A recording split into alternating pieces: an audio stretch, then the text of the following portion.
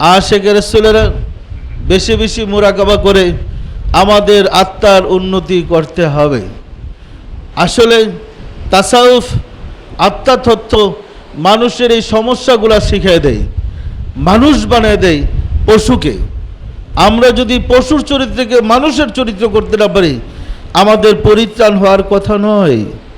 মনে রাখতে হবে, যেমন আমাদের পশুর চরিত্র ভিতরে আছে, আমাদের নফসের মধ্যে আছে, তেমন রাব্বুল আলামিনও আমাদের মাঝে আছে, যিনি আমানত।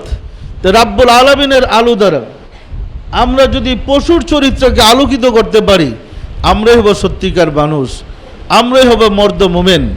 এর জন্যই আমাদের মুরাকাবা করতে হয়, পাপ কর্ম ছেড়ে দিতে হয়, নিজেকে সংযমী হইতে হয়। আমরা কি পারব? আমি কি কিছুটা ধারণা দিতে পেরেছি? আশিকে রাসূলেরা মনে রাখতে হবে, আমাদের চরিত্র সুন্দর করতে হবে। চরিত্র সুন্দর না করলে আমরা শান্তি পাব না।